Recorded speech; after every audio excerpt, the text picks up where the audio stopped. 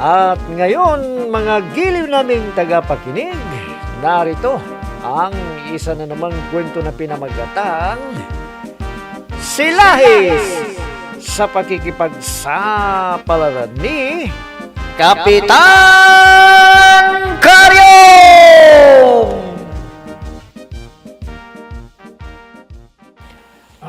Alay, magandang araw sa inyo, mga mahal kong tagapakinig. Ay, mga kapartida. Ay, pinatawag ko kayong lahat sapagkat hindi na tumitigil ang kalaban nating partida na bumamati ko sa atin sa social media. Tama. Tama sabi ni Mayor. Bukas ko lang nag-account ko sa social Oo media. nga.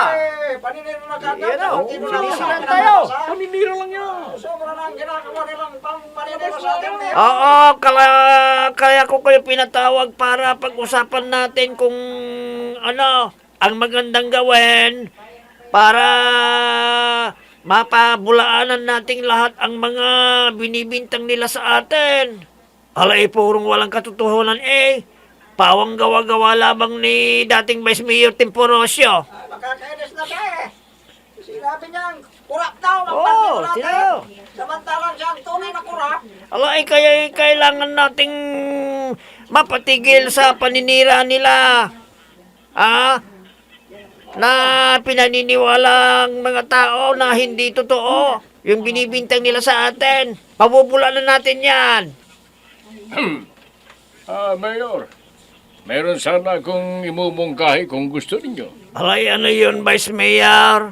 Ano kaya kung kukuha lang tayo ng arman para siya na ang bahala na magmaniobra ng mga ibinibintang ng partido ni dating Vice Mayor Temprosio? Arman?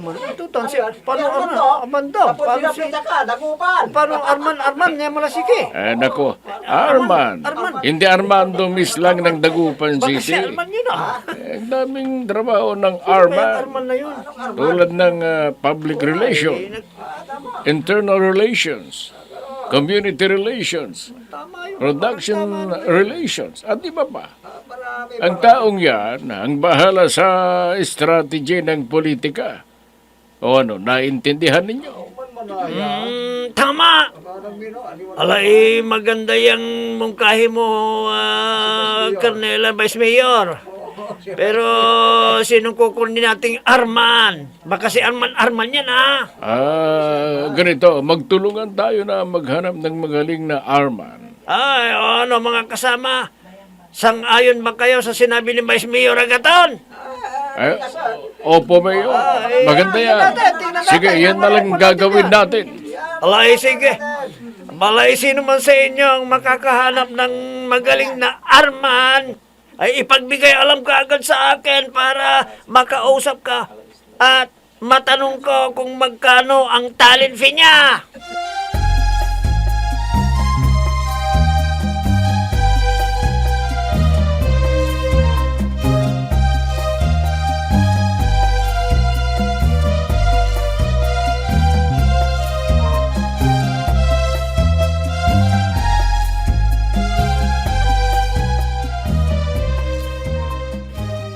Ano ka mo bayaw? Kukunin yung kasama ninyo, si Arman. Ay, sinong Arman? Si Kuya Arman daw. Saan nang dagupan? Ay, naku bayaw. Ay, isa ka rin. Arman, hindi si Kuya Arman. Ibig sabihin, community relations, government relations, at iba pang classic relations. Ganon yun, bayaw. Ang taong yan ang gagawa ng mga strategy kung paano babango ang aming partido. Hindi si Kuya Mando. At yan ang naisipan kong paraan para wala na kaming problema na sasagot sa mga ibinibintang sa partido namin. Sobrang na ang ginagawang paninira sa partido ninyo, bayaw. Kaya hindi na ako nagbubukas ng account ko sa social media. Kailangang magaling na Arman ang makukuha namin para masagot niya ng maganda ang mga akusasyon nila sa aming partido. Wala pa ba kayong nahanap, bayaw? Wala pa bayaw. Kaya kailangang maghahanap na kami kaagad sa lalong madaling panahon. Oo, bayaw. Kawawa naman ang partido ninyo. nabuo sa isipan ng mga tao na totoo ang lahat ng inaakusan nila sa inyo. Katulad mo bayaw, may pinabasa sa akin si Veronica tungkol sa'yo. Na, anong nabasa mong tungkol sa akin, bayaw? Yung sa nabasa ko, hindi ka raw karapat-dapat na ihalal muling vice-alkalde ng ating bayan dahil mahilig ka raw sa checks. May asawa na raw ay pinapatulan mo pa. Pati si Melinda pala pinapatulan mo na, pinatulan mo pala bayaw. Ha? Bayaw, Ha? huwag kang masyadong maingay. Baka may makarinig. Sino daw yung pinatulan mong babae dito sa atin? Vice Mayor, sino? Bayaw, narinig ni Dandoy ang pinag-usapan natin. Ha? Nako, patay.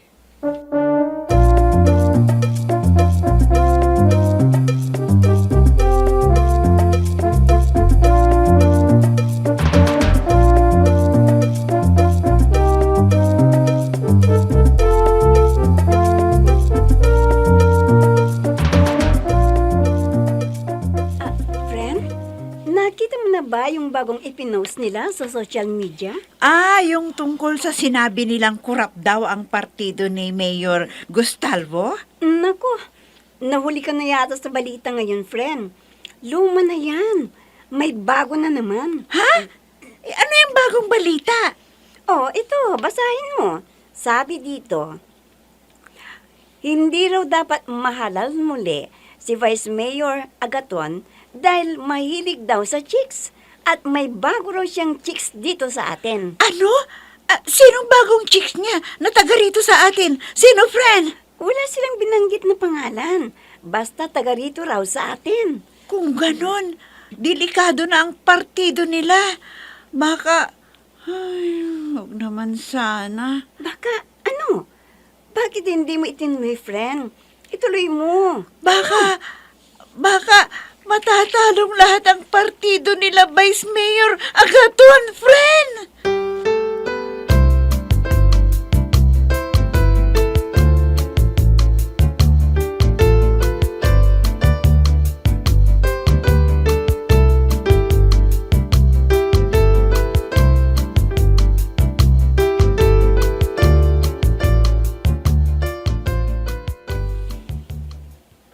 Hanggang ngayon, wala pa kaming nakitang Arman na magaling gumamit ng AI. Kumusta na kaya yung mga kasama namin na naghaharap din kaya sila ng Arman? Ay, kuya! Kuya! O Punyang, alam ko na yan. Hihingi ka na naman ng pera. Wala na akong maibibigay sa'yo. Problema ko nga kung saan ako kukuha ng idadagdag ko sa ibinigay ng partido namin dahil napagaling. Ay, kuya, hindi ako hihingi ng pera mo. Gusto ko lang iparating sa'yo ang tungkol sa paninira nila sa'yo. Ha? Anong paninira yan, Punyang? Yung tungkol sa pang-aabuso mo raw sa isang binatilyo dito sa atin. Punyang, huwag kang masyadong maingay. Baka may makarinig. Bakit, kuya? Totoo ba yung ipinost nila sa social media? Ha? Oo. Sige, aaminin ko na. Pero huwag ka nang maingay. Baka may makarinig na ibang tao. Ang ibig mong sabihin, kuya, ay totoo. Oo, aaminin ko na sa'yo, Punyang. Totoo. Ay, kuya, ipinagmamalaki pa naman kita. Siga ka. Retiradong sundalo ka, tapos ganun ka pa na. Ay, hindi ko matanggap, kuya. Parang ikakamatay ko. Teka, bakit ka umiiyak? Paano hindi ako iiyak? Masakit sa loob ko ang pag-amin mo na ikaw ay nag-abuso ng binatilyaw. Ha? Bakit ka humagulgol dyan? Kasalanan ko ba yun? Pumatol din siya sa akin Talagang totoo nga na bakla ka, kuya. Totoo palang pinatulan mo ang binatilyo na yan. Punyang!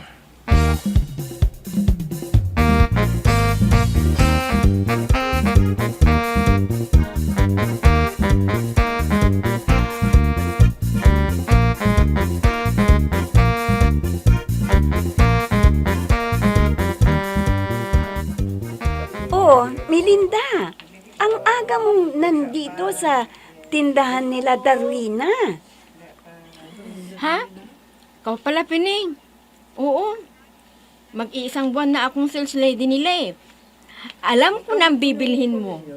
Pasador, no? Ay, hindi ako bibili, Melinda. Nagpunta ako dito dahil may balita akong ipaparating sa iyo. Ha? Anong balita yan, Pining? Baka yung tungkol sa paninira ng kampo ni dating Vice Mayor Temprosio sa partido nila Mayor Gustalbo. Ay, nako, alam ko na yan. Nabasa ko na sa social media. Ay, hindi po yan, Melinda. Iba. Ha? Anong balita yan, Pining, kung ganun? Ito tungkol kay Vice Mayor Agaton. Nako, grabe ito. Ha? Eh, bakit? Bakit si Vice Mayor Agaton? Anong nangyari sa kanya? Melinda, may nagpost kasi sa social media na may sinabing pinagsamantalan daw siya na isang anak ng siga dito sa atin. Ha? Ganun ba? Dalawa kaming anak ng siga dito? Si Andrew na anak ni Mang Badong at ako lang? Oo, Melinda. Kayong dalawa lang ang anak ng siga. Oo, kung ganun, malinaw ang tinutukoy nila dyan ay hindi ako. Eh kailanman, hindi ko pinangarap na makirelasyon sa isang pangit. Naku, kaya hindi ako yan, no? Alam ko, kaya ang ibig sabihin niyan ay si Andrew ang tinutukoy nilang pinagsamantalan niya. Ha? Anong ibig mong sabihin? Kung si Andrew ang tinutukoy nilang pinakialaman ni Vice Mayor Agaton, sa makatwid, siya ay Siya ay? Ano, Pining? bakla si Vice Mayor Agaton. Pining!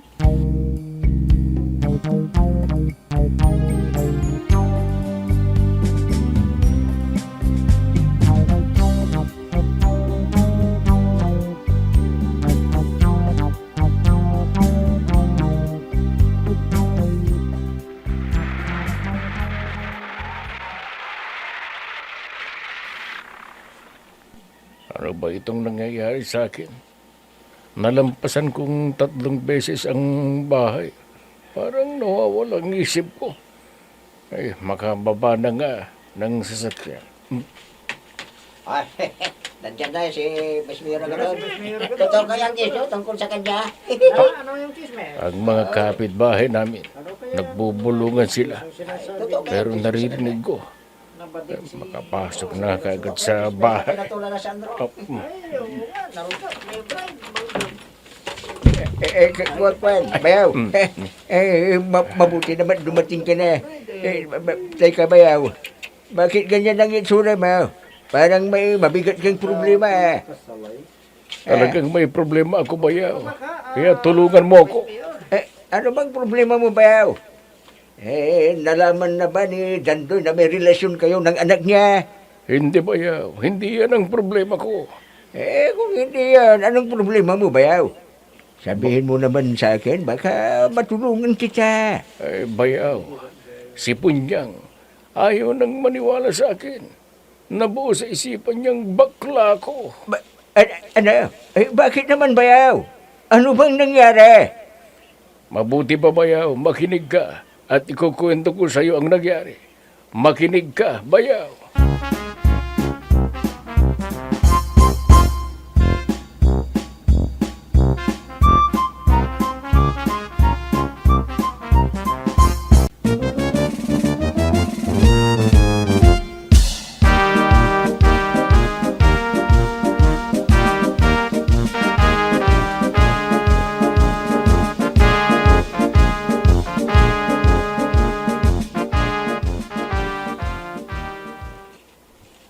Ay, malas mo, Agaton. Malas mo. Hindi mo kayang utak ni dating Vice Mayor Temprosio. Gawad, anong Ay, tinatawanan mo? Mukhang Ah. masaya ka ata. Talagang masayang-masaya ako, boy. Nagtagumpay si dating Vice Mayor Temprosio sa plano niya na ibagsak ang pangalan ni Agaton. Ngayon, sirang-sira na. Ha? Bakit na nangyari, kagawad? Kwan talagang pinagkalat nila na isang bakla raw si Agaton. Oh, at maraming naniniwala na bakla siya. Ha? Si Vice Mayor Agaton, isang bakla. Oo, boy! Kaya sirang-sira na ngayon. Hindi na siya paniniwalaan ng taong bayan. Matatalo na siya nitong darating na halalan dahil bakla siya. Busy sila. Busy sila. Bunjing, bakit ka umiyak? Anong nangyari sa'yo? Nilait nila ako. Sinaambli kami dito doon sa paladaan ng tricycle. Maraming nakalilang. Sinabi nilang sila daw ako. Ano sinabi nilang silahis ka? Oo, pare. Gaganti ako sa kanila. Gaganti ako. Ipinamamalaki niya sila kapitan ng Vice Mayor Agaton. Ay, naka, huwag kang umiyak mo dyan. Dahil lumabas na yung tunay na pagkatao ni Agaton. Tunay niya ang pagkatao? Bakit? Kriminal ba siya, kagawad? Hindi, Bunjing. Napag-alaman na isa pala siyang bading. Ginahasa niya ang anak ni Badong na si Andro.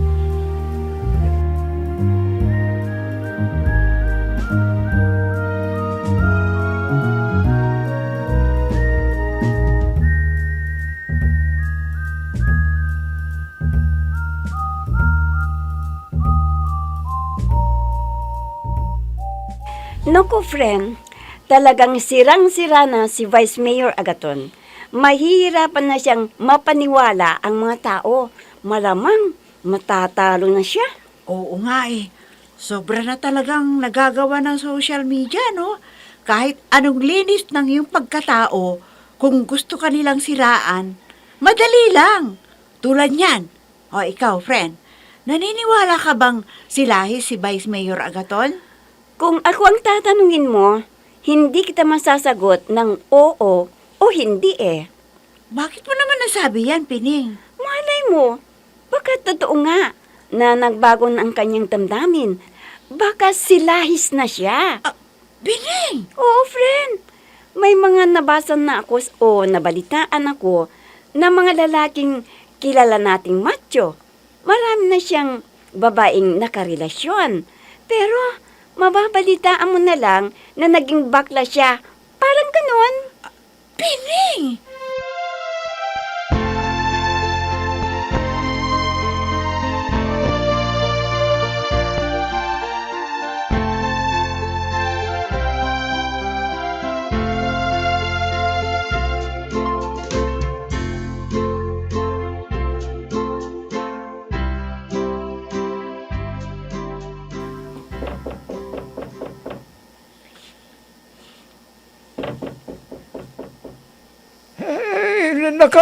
Bukas yan, nakanak.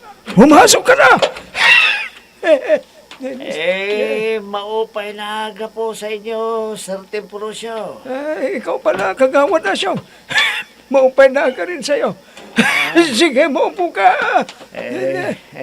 Salamat, Sir Temporosyo. Anong balita, kagawad? May magandang development ba ang ginawa nating strategy? Ay, naku. Ang galing mo talaga, Sir Temporosyo. Bilib na ako talaga sa utak mo. Bakit? Ano bang balita? Sabihin mo kagad sa kagawad. Malaki ngayon ang problema ni Agaton. Pati sariling kapatid niya nadismaya na sa kanya. Ganun ba? Tagumpay ang ginawa ko kung ganoon kagawad. Ay, oo, sir. Nako, mahihirapan na siyang paniwalaan ng mga tao na hindi siya bakla. Hindi niya ako kaya kagawad. Siyempre. Marami pa siyang bigas na kakainin. Magtagal na ako sa politika. Wala pang nakakatalo sa akin. Kaya malamang pupulutin siya sa kangkungan. Pupulutin sa kangkungan ang Vice Mayor Agaton na yan.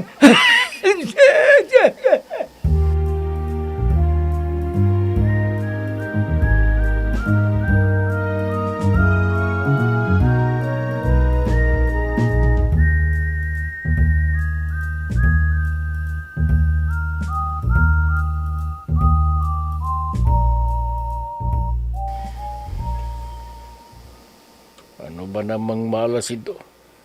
Ang ganda nga ng resource na ito, pero nataon naman na brown out.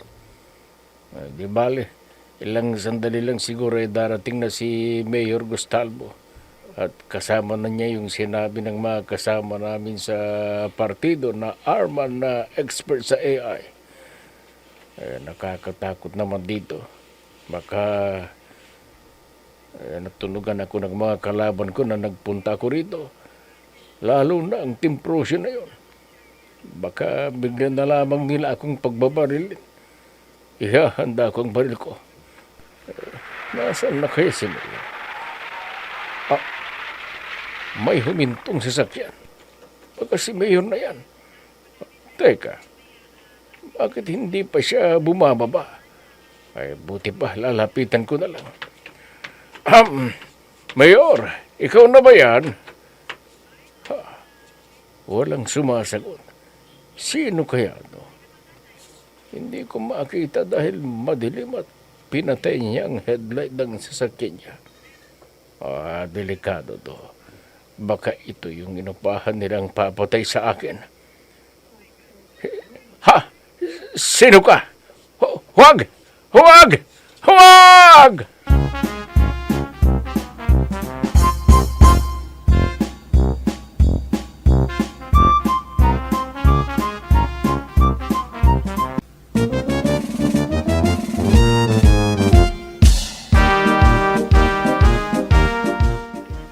Sino kaya ang dumating sa kinaroroonan ni Vice Mayor Agaton?